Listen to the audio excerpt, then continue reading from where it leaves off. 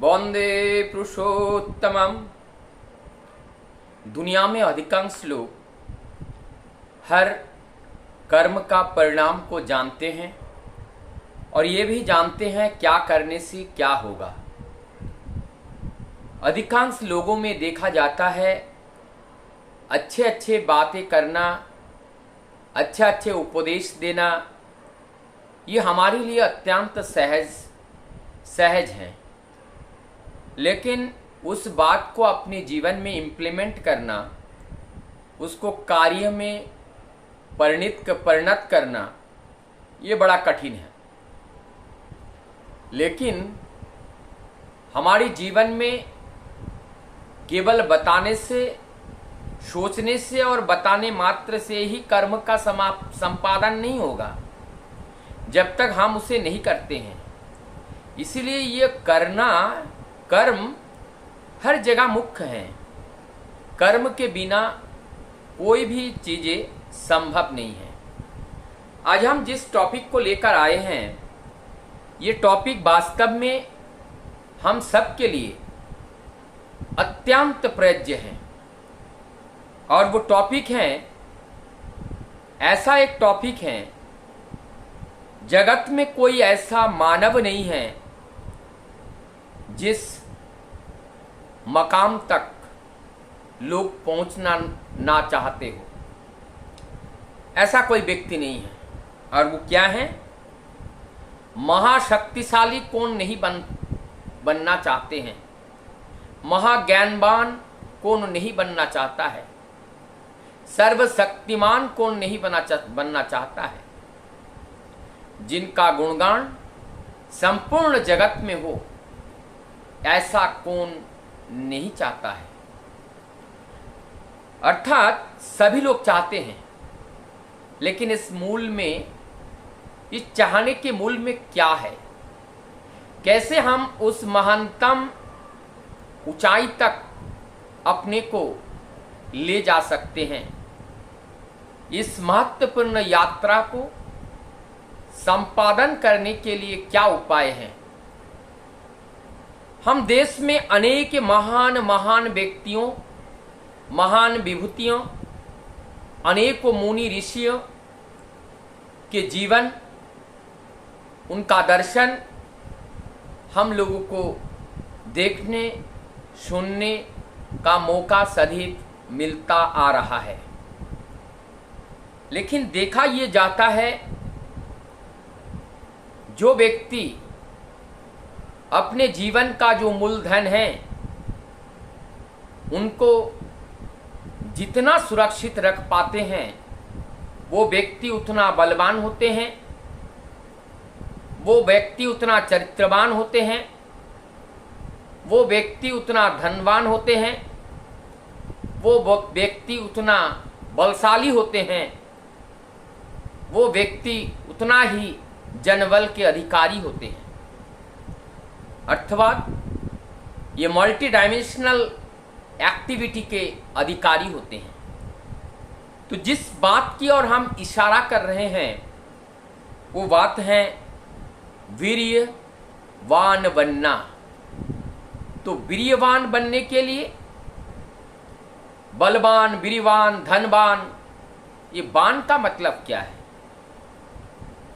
वान का मतलब है उस शक्ति का इतना बड़ा समूह कि एक प्लावन आ गया हो, और जिस प्लावन की धार इतनी प्रखर और इतनी तेज हो, जिस धार को दुनिया के कोई भी शक्ति बांका नहीं कर सकते हैं, ऐसे शक्ति को, ऐसे प्लावन को, ऐसे प्रवाह को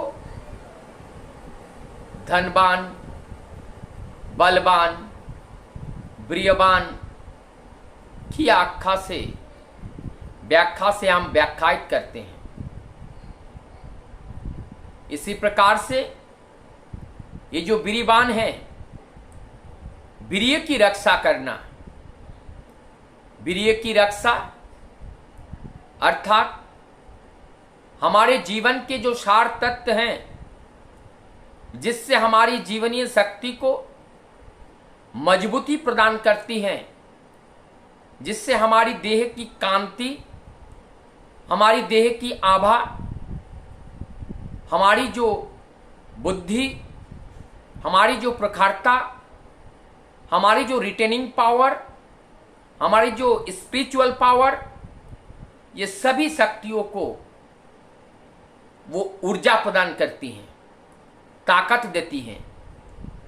तो ये जो वीर्य हैं एक बीज हैं, ऐसा शक्तिशाली बीज जहां पे होते हैं वो वास्तव में बलवान होते हैं। अर्थात हमारा जीवन साधना को अगर एक पल के लिए हम देखने का कोशिश करें, ये जो वीर्य हैं ये वही सार तत्व हैं जिससे हमारी सृजन प्रगति अनंत काल से चलती आ रही है। अब इस वीर्य को जितना हम संरक्षण कर पाते हैं, जितना हम कंजर्व कर पाते हैं, जितना हम स्तंभन कर पाते हैं, उतना ही हमारे जीवन में, हमारी चेहरे पर, हमारे मस्तिष्क में, हमारे दृष्टि में उतने ही आनंद का चिन्ह दिखाई पड़ता है। बात ये आती है विज्ञान की दृष्टिकोण से, जब हम देखते हैं किस तरह से ये वीर्य का निर्माण होता है। वीर्य का निर्माण के लिए जिस भोजन को हम ग्रहण करते हैं और उस भोजन के ग्रहण करने के बाद जब हम अपने मुंह से इनका डाइजेशन शुरू होता है, अंततोगत्वा इस भोजन से हमें रस की प्राप्ति होती है और रस से रक्त बनते हैं, रक्त से मांस बनते हैं, मांस से अस्थि बनते हैं, फिर मांस से चर्म भी बनते हैं और ये अस्थि से मज्जा बनते हैं और मज्जा से वीर्य का निर्माण होता है और वीर्यों से ओज का निर्माण होता है और इस ओज से आभा का निर्माण होता है, जो ज्योति का निर्माण होती है। तो अर्थात जब तक हम ये जो वीर्य की रक्षा हम नहीं करेंगे, यहाँ पे जितने भी स्टेप हैं, रस, रक्त, मांस, अस्थि, मज्जा, ये मज्जा तक तो स्खलित नहीं होता है, लेकिन जब वीर्य की बारी आती है, ये हमारे शरीर से विभिन्न माध्यम से ये निष्कासित हो सकती हैं। आप शुरू होता है इस निष्कासित होने से इसको रोकना, और रोकना इसको विरोध करके नहीं, इसको निरोध करके।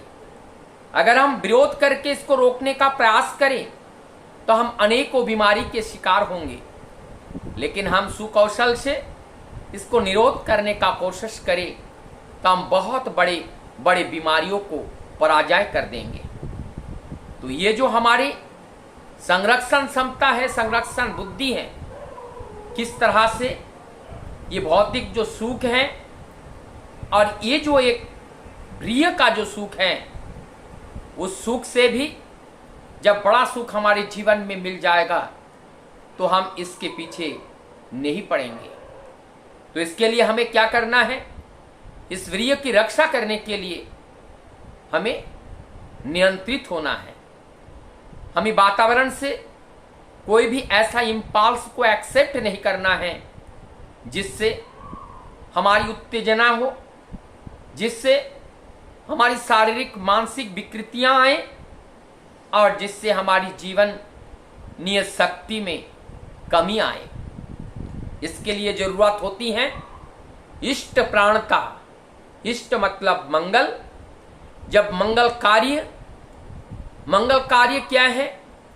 समाज की सेवा, दरिद्र की सेवा, भूखे को भोजन देना, प्यासे को पानी देना, निर्वस्त्र को वस्त्र देना, आश्रयहीन को आश्रय देना, निर्बल को बल देना, निर्बुद्धि को बुद्धि देना, अंधे को राह दिखाना, अंधकार में पड़े हुए व्यक्ति को प्रकाश की ओर ले जाना, रास्ता भूल चुके व्यक्ति को रास्ता दिखाना, ये सारे कार्य हैं हमारा। इस कार्य को जब हम करने के लिए लग जाते हैं, हमारे पास भौतिक सुख साधन का उपभोग करने के लिए समय जब शेष नहीं रहता है, और जब हम निरंतर अपने आप को प्रभु के उस मंगलमय कार्य में अपने आप को लिप्त रखने में सक्षम हो पाते हैं, तब हमारा चरित्र निर्माण होता है। तब हमारा जो टान है, हमारा जो प्रेम है, हमारा जो अनुराग है, वो हमारे जो प्राण हैं वो प्राण प्रिय हो जाते हैं। और जब हमारे इष्ट हमारे प्राण से भी प्रिय हो, और तभी हम उनको जीवन का सर्वस्व मान लेते हैं। और जब हम उनको जीवन का सर्वस्व मानते हैं तो हमारा जीवन चलने की गति उनके गति के साथ साथ होती है जैसे वो चाहते हैं, और उनकी चाहत को पूरा करने के लिए हमारा ये जीवन सदैव तत्पर रहती है। और ऐसा जब हमारा जीवन होता है तब हमारी वीर्य की रक्षा हो पाती है, तभी हम वीर्यवान बन सकते हैं। तो वीर्यवान बनने के लिए यहाँ पे जो ताकत की जरूरत होती है वो ताकत है इष्ट प्राणता। जब तक इष्ट प्राणता नहीं है, हमारी जो प्राण है, हमारी जो जीवन है, इस जीवन से भी ज़्यादा प्यार जब हम अपने इष्ट या मंगल को करते हैं, हमारे प्रिय परम के लिए करते हैं, तभी हमारी जीवन सदा ही वो नियंत्रित होते हैं। उस नियंत्रण के लिए हमें और सोचना नहीं पड़ेगा। जब तक हम प्रियवान नहीं हो पाते हैं, हमारा मस्तिष्क की चेतना वो धीरे धीरे अचेतन की ओर चला जाता है। हमारी मस्तिष्क की जो सजगता है वो धीरे धीरे स्लीपिंग की ओर चली जाती है। हमारी मस्तिष्क की जो रीडिंग जो पावर है और उसको रिटेनिंग जो पावर है, ये पावर भी जब हमारी इस वीर्य का रक्षा हम नहीं कर पाते हैं, हमारा पावर भी कम हो जाते हैं। तो ये वीर्य है, ये जो एक तरीके का शक्ति है, एक तरीके का ऊर्जा है हमारे जीवन के कई भी किसी भी अवस्था हो, चाहे हमारा बाल्य अवस्था है, चाहे किशोर अवस्था है, चाहे यौवन अवस्था है, चाहे वार्धक्य अवस्था है, चाहे जरा अवस्था है, किसी भी अवस्था में वह हमें सदैव मदद करती हैं, और उनकी मदद से हम इस जीवन को रक्षा कर पाते हैं। और जब हम उनको ही असहाय छोड़ देते हैं, उनकी रक्षा के लिए जब हम चिंता नहीं करते हैं, वीर्य की रक्षा करने की क्षमता जब हम खो देते हैं, तो हमारा जीवन एक तरह से समाप्त हो जाती है। और ये वीर्य की जो टान है, वीर्य की ये झुकाव है, ये वीर्य को खींच करके जब हम ऊर्ध्वगामी करते हैं, ये एक प्रकार का रस है। ये रस को जब साधना के बल पर हम ऊर्ध्वगामी कर पाते हैं, तभी हम बलवान होते हैं, तभी हम ताकतवर होते हैं, तभी हम ज्ञानवान होते हैं। लेकिन जब हम खींच करके ये नीचे लेके आते हैं, तब हम कृष्ण हो जाते हैं, हम दुर्बल हो जाते हैं, हम निर्बल हो जाते हैं, हम असहाय हो जाते हैं, हम अज्ञानी हो जाते हैं, हम अंध हो जाते हैं, और हमारा सूझबूझ खो जाते हैं। और इस तरह से हम अपने जीवन को विसर्जन देने के कगार पे आकर पहुंच जाते हैं। लेकिन आज ऐसा नहीं करना है। हम लोगों ने बहुत सारे महान विभूतियों का जीवन देखे हैं। इसमें स्वामी विवेकानंद का जीवन देखा, उन्होंने इस वीर्य की रक्षा की और वीर्य का सम्मान किया, और वीर्य की रक्षा करके वो वीर्यवान बने, और वो ऐसे एक शक्तिशाली ताकतवर शख्सियत बने पूरी दुनिया में, जिसका डंका आज भी बजता है। उनका आध्यात्मिक जीवन, उनका चेतना, उनका चलन, उनका चरित्र आज भी करोड़ों करोड़ों लोगों का पथ्य बन चुका है। ऐसा एक मानव जब इस वीर्य की रक्षा करते हैं, वो महामानव की यात्रा में वो चल पड़ते हैं।